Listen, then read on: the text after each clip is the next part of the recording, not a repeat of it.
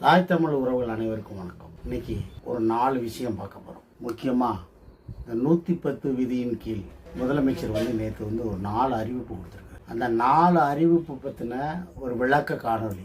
ஊரில் ஒரு பழமொழி சொல்லுவாங்க, கழுதை குதிரை ஆகிற மாதிரி கனவு கண்டுச்சான். கடைசியில் கோவேரி கழுதையாக தான் மாற முடிஞ்சிச்சு ஒழிய குதிரையாக மாற முடியல. ஏன்னா கழுதை தான் குதிரை தான். கடந்த அதிமுக ஆட்சி காலத்தில் ஜெயலலிதா அம்மா அடிக்கடி என்ன பண்ணுவாங்கன்னா 110 விதியின் கீழ் அப்படின்னு சொல்லி நிறைய அறிவிப்புகளை விடுவாங்க.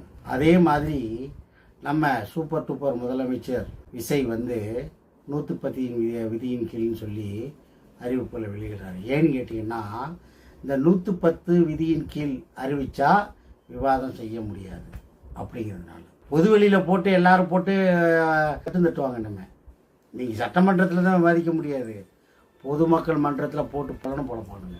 ரைட்டு, ஓகே, வாங்க காணொலிக்குள்ள போகலாம், பார்க்கலாம். இப்போது 4 விஷயம். 1, அன்னபூரணி சூப்பர் 6 சிலிண்டர் இலவச திட்டம் 1. 2வது, தமிழ்நாடு முழுவதும் பஸ் பேருந்து பயணம் இலவசம் 2வது திட்டம். 3வது, ஓகே, இப்போது தலைவர் சூப்பர் டூப்பர் முதலமைச்சர் என்ன பேசியிருக்காருங்கிறத, இந்த அன்னபூரணி சூப்பர் 6 பற்றி என்ன பேசியிருக்காருங்கிற காணொலியை பார்த்துட்டு நம்ம பேசலாம். அன்னபூரணி சூப்பர் 6 திட்டம். இத்திட்டத்தின்படி ஒவ்வொரு குடும்பத்திற்கும் வருடத்திற்கு 6 கேஸ் சிலிண்டர்கள் கட்டணமின்றி வழங்கப்படும்.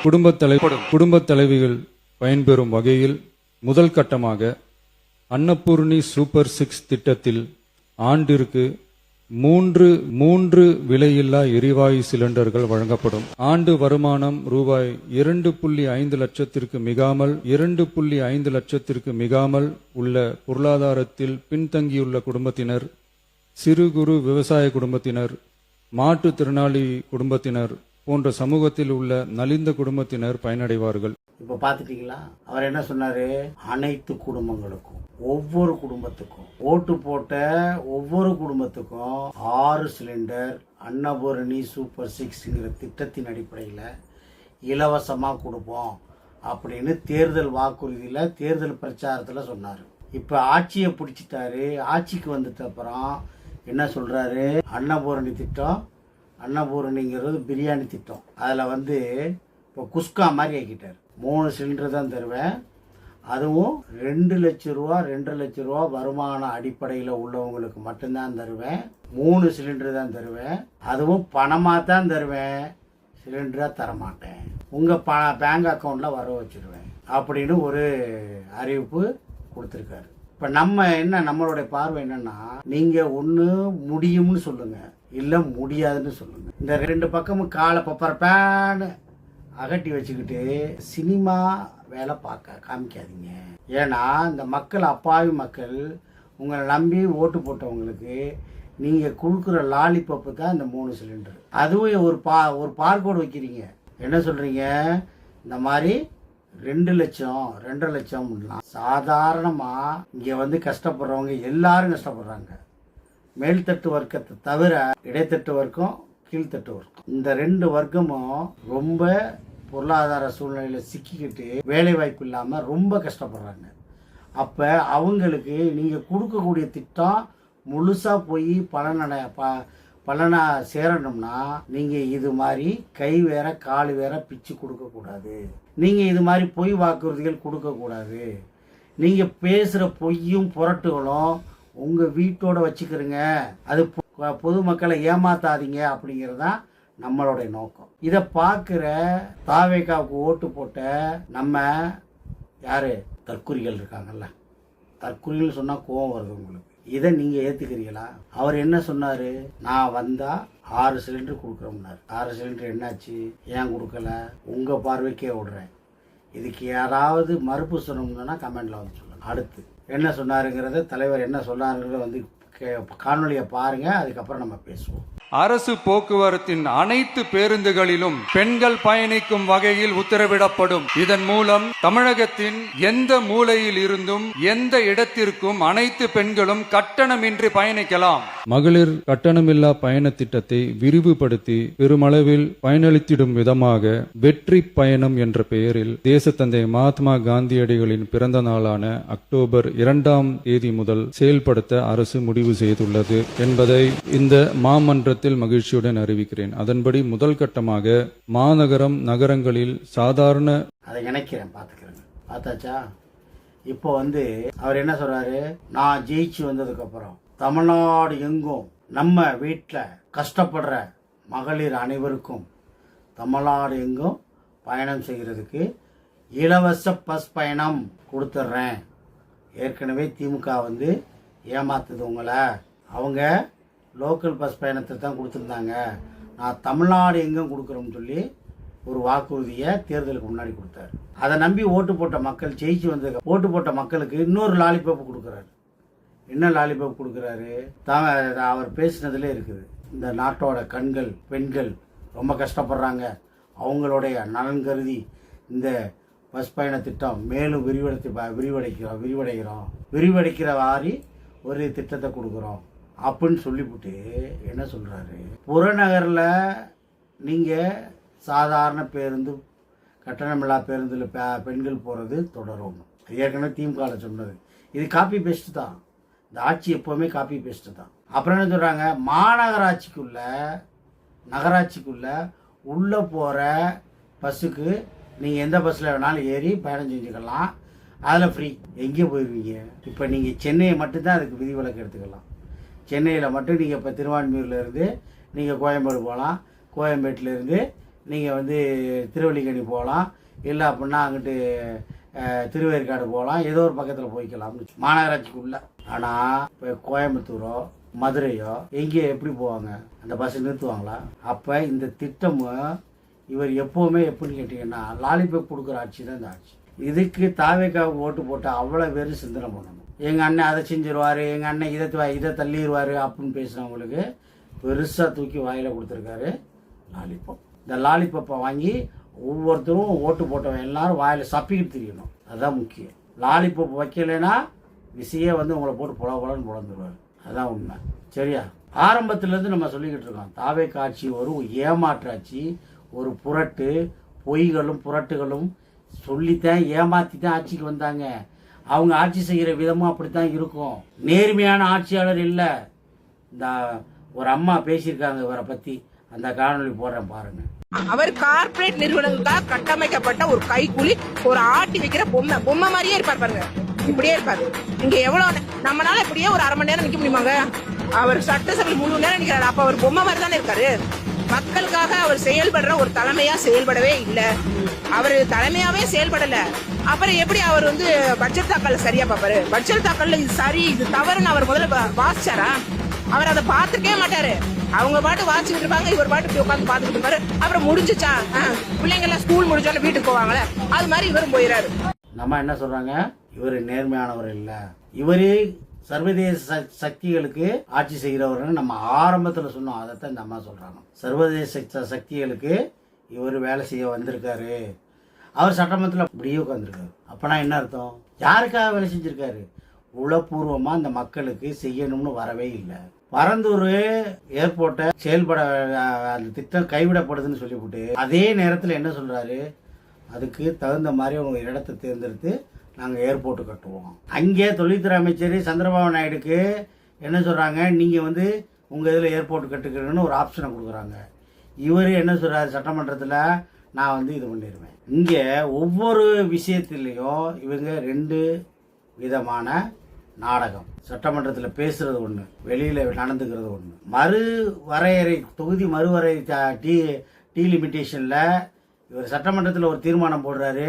அமித்ஷாட்ட மண்டிட்டு, ஓகே மாமா நான் கையெழுத்து போட்டு கொடுத்துட்றேன், என்னை விட்டுருங்க அப்படின்னு சொல்லி கையெழுத்து போட்டு கொடுத்து. கர்நாடக நதிநீர் திட்டத்தில் ஒன்றும் பேச மாட்டேங்கிறாரு. மேகதாட்டு அணை பிரச்சனையில் ஒன்றும் பேச மாட்டேங்கிறாரு.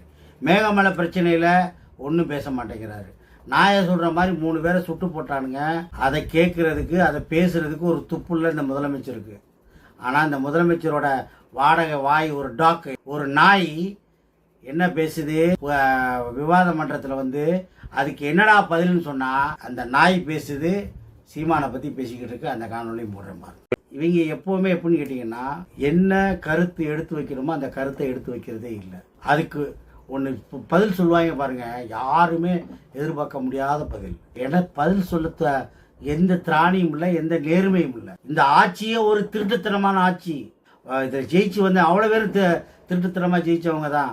யாரும் நேர்மையாக ஜெயிச்சு மக்கள் ஓட்டு போட்டு வரல அப்படிங்கிறத நம்ம ஆரம்பத்துலேருந்து சொல்லிக்கிட்டே இருக்கோம். அப்போ அவர் கொடுக்குற வாக்குறுதியில் அனைத்தும் ஒவ்வொன்றும் வெட்ட வெளிச்சமாகிட்டே இருக்குது. விவசாயிகளுக்கு சொன்னார், அதுவும் அங்கேயே ஒரு பொட்டு வச்சு முடிச்சிட்டாரு. மின்சாரம் இலவசம் சொன்னார், அங்கேயும் ஒரு பொட்டு வச்சு இன்னைக்கு அவ்வளோ பேர டவுசர் கரண்ட் போய் கரண்ட் பில் கட்ட முடியாமல் தெரியுறாங்க.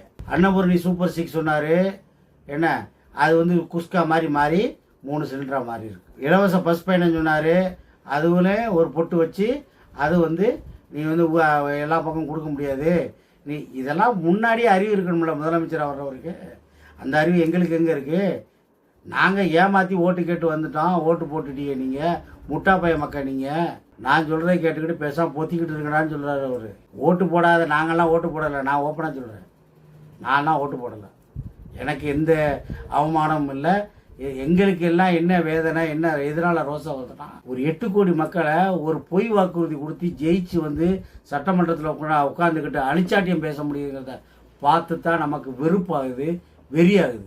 இந்த மக்கள் அப்பாவி மக்கள் 1,75,00,000 பேர் ஓட்டு போட்டவங்களை, ஓட்டு போட்ட மக்களை நீங்கள் என்ன பண்ணியிருக்கீங்க, ஏமாத்திருக்கீங்க. அப்படிங்கிறது தான் நமக்கு கோபம். விசை மேலே நமக்கு எந்த கோபமும் இல்லை. அவருக்கு நமக்கு என்ன வாக்கியா தகராறா இல்லை சொத்து பிரச்சனையா? அவர் யாரோ நம்ம யாரோ.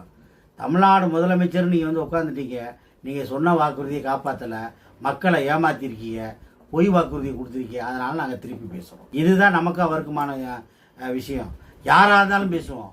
திமுக பண்ணிச்சு, திமுக அடித்தோம். அதிமுக பண்ணிச்சு, அதிமுக அடித்தோம்.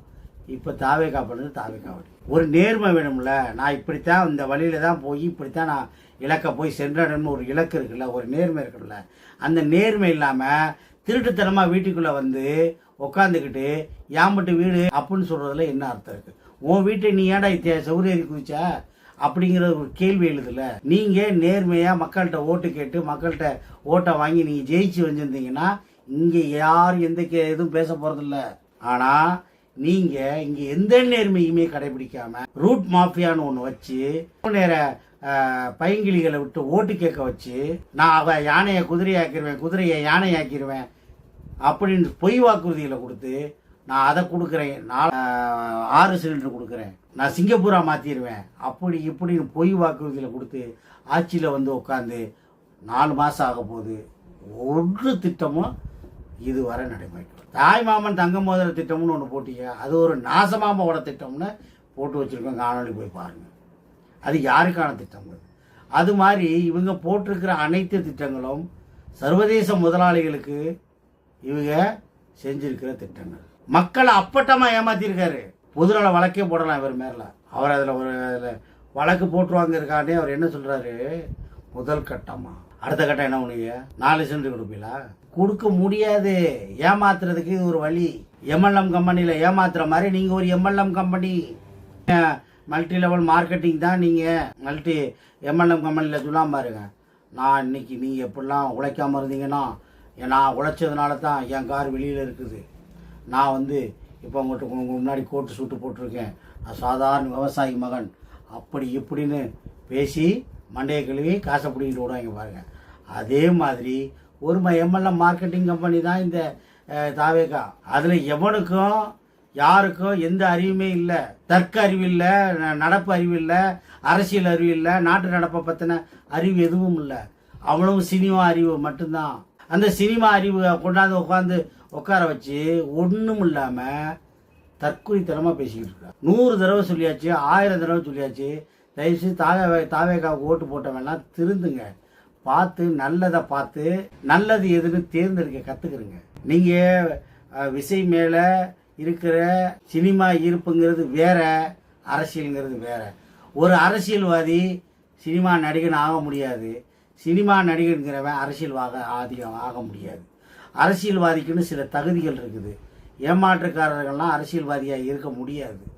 நேர்மையாளர்களாக இருந்தால் மட்டும்தான் இந்த அரசியலும் இந்த நாடும் இந்த நாட்டு மக்களும் நல்லா இருக்க முடியும். நேர்மையான ஆட்சியாளர்கள் சுதந்திர இந்தியாவில் இதுவரை நடக்கவே இல்லை, தமிழ்நாட்டிலையும் நடக்கவே இல்லை. அவ்வளோ பேர் ஏமாற்றுக்காரர்கள் தான். அதனுடைய பின்தொடர்ச்சி தான் தாவேகா விசை. அதில் ஒன்றும் மாற்று கருத்தே இல்லை. இந்த கொடுக்குற ஒவ்வொரு திட்டங்களும் எங்கேருந்து கொடுப்பீங்க? நாம் தமிழர் கட்சி சீமான் சொல்றாரு, கேட்குறாரு, இந்த காசு ஏது உனக்கு?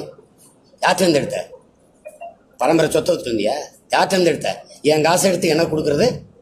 உனக்கு சர்வீஸு, உனக்கு சேவை, உன் நலத்திட்டம். அது கேட்டால் அது இருக்கக்கூடாது, இது இருக்கக்கூடாது, அது அவங்க தான் முடிவு பண்ணுவாங்களா? அதான் கட்சிக்காரங்களா பார்த்து கொடுப்பீங்க, அதானே நடக்க போகுது. ஆனால் நீங்கள் தேர்தலில் வாக்கு கேட்கும்போது அப்படி சொல்லலை. நீ சரியான நேர்மையாளனாக இருந்தால் என்ன பண்ணிருக்கணும்? வாக்கு கேட்கும்போது சொல்லியிருக்கணும், பெண்களுக்கு தகுதி பார்த்து கொடுப்போம். அப்போ நீங்கள் விண்ணப்பிச்சா அதை பார்த்துட்டு யாருக்கு கொடுக்கலாமா அப்படி பார்த்து கொடுப்போம் அப்படி சொல்லியிருந்தா ஒரு ஓட்டு விழுந்துட்டதில்ல. ஏன் அப்போ சொல்லலை? ஆட்சிக்கு வர்றதுக்கு முன்னாடி ஒரு பேச்சு, ஆட்சிக்கு வந்தவொடனே ஒரு பேச்சு. எங்கேருந்து ஏம்ட்டு காசு எடுத்து எனக்கே நீங்கள் கொடுக்குறீங்க? ஏம்ட்டு காசு எடுத்து நீங்கள் எனக்கு வேலை வாய்ப்பை கொடுங்க சார், மக்களுக்கு வேலை வாய்ப்பை கொடுங்க, உழைக்கிறதுக்கான வழியை கொடுங்க. பொது போக்குவரத்து கழகத்துக்கு இந்திக்காரனை கொண்டாந்து உள்ளே இறக்கி விட்றீங்க. பள்ளிக்கூடத்தில் ஆசிரியர்களை பஞ்சாப்லேருந்து இறக்கி விட்றீங்க. இங்கே இருக்கிற ஆசிரியர்கள் என்னாச்சு? இங்கே இருக்கிற தொழிலாளர்களுடைய வேலை வாய்ப்பு என்னாச்சு? பொது போக்குவரத்து கழகத்தில் அரசு ஊழியராக நீங்கள் ஒப்பந்த தொழிலாளர்களாக வேற மாநிலத்திலிருந்து இறக்குறீங்கன்னா உங்களுடைய சிந்தனை ஓட்டம் எப்படி இருக்குது? இந்த மண்ணுக்கானதா, இந்த மக்களுக்கானதா? உங்களுக்கு ஓட்டு போட்ட தாவேக்காரனுக்கான சட்டத்திட்டங்களை நீங்கள் உருவாக்குறீங்களா? நல்லது கெட்டதை கொடுக்குறீங்களா? அங்கே தூய்மை பணியாளர்கள் போராடிட்டு கிடக்கிறான், விவசாயிகள் போராடிட்டு கிடக்கிறான், தொழில்துறை செய்கிறவன் போராடிட்டு கிடக்கிறான், மாணவர்கள் போராடிட்டு கிடக்கிறானுங்க, இளைஞர்கள் போராடிக்கிட்டு இருக்கானுங்க வேலை வாய்ப்பு இல்லாமல். ஆனால் நீங்கள் கவர்ச்சி திட்டங்கள்லையும் கவர்ச்சி விளம்பரங்களையும் பொய் வாக்குறுதிகளை கொடுத்து இப்படி அப்பட்டமாக ஏமாத்துறீங்க மக்களை. அந்த ஓட்டு போட்ட தாவேக்காவுக்கு ஓட்டு போட்ட மக்கள் உணர்ந்தா நான் உணரும் தான் நான் நினைக்கிறேன். அதுக்காகத்தான் நம்ம உட்காந்து பேசிக்கிட்டு இருக்கோம். நான் ஏமாற்றப்பட்டதா நினைக்கல, நீங்கள் ஏமாந்துருக்கீங்க. இந்த ஓட்டு போட்ட ஒவ்வொரு தாவேக்காவுக்கு ஓட்டு போட்ட ஒவ்வொருத்தரும் ஏமாந்துருக்கீங்க. அப்பட்டமாக உங்களை ஏமாத்திருக்காரு. அவர் எக்காலத்தில் உங்களுக்கு நல்லது செய்ய முடியாது, செய்யறதுக்கான வாய்ப்பு இல்லை, பொருளாதார சூழ்நிலை இல்லை தமிழ்நாட்டில். நீங்கள் எதுவும் செய்ய முடியாது. நீங்கள் என்ன சொன்னீங்க? வந்த உடனே நாங்கள் டைம் ஸ்டார்ட் நாவ் அப்படின்னு சொன்னார். ஆனால் ஒன்றும் நடக்கலை. நாங்கள் திருப்பி நம்ம சொல்கிறது ஒன்றே ஒன்று தான். தாவேக்காவுக்கு ஓட்டு போட்ட ஒவ்வொருத்தரும் உங்களை நீங்கள் மறு ஆய்வு பண்ணிக்கிறீங்க. நடக்கிற கூத்துக்களை மறு ஆய்வு பண்ணுங்க. நீங்கள் பகுப்பாய்வு பண்ணுங்க, திறனாய்வு பண்ணுங்க. அதுக்கு தகுந்த மாதிரி நீங்கள் அடுத்த முடிவு எடுக்கணும். இதுதான் நம்மளுடைய நோக்கம். நம்ம தாவேக்காவை கழுவி ஊற்றணும், இல்லை நம்ம சூப்பர் டூப்பர் முதலமைச்சரை கழுவி ஊற்றணுங்கிறது நம்ம நோக்கம் இல்லை. நம்ம நோக்கம் ஒரு தலைவன் என்பவன் அவனுக்குன்னு ஒரு நேர்மை இருக்கணும். நான் இதைத்தான் செய்வேன், நான் இப்படித்தான் செய்வேன், இதைத்தான் செய்ய போகிறேங்கிற ஒரு வெளிப்படைத்தன்மையை வேண்டும். எதுவுமே இல்லாமல் பொய் வாக்குறுதியை கொடுத்து இந்த அப்பாவி மக்களை ஏமாற்றி இது மாதிரி செஞ்சிட்டீங்கிற ஒரு ஆதங்கத்தில் தான் நம்ம அதை மக்களுக்கு விளக்க வேண்டிய சூழ்நிலையில் இருக்கிறதுனால நம்ம காணொளி போட்டுக்கிட்டோம். அதனால் இதை தாவேக்காவுக்கு ஓட்டு போட்ட மக்கள் பகுப்பாய்வு பண்ணுங்க, திறனாய்வு பண்ணுங்க. தயவு செய்து அடுத்த தடவை என்னங்கிறது நல்லபடியாக முடிவு எடுங்க. நன்றி, வணக்கம் உறவுகளே.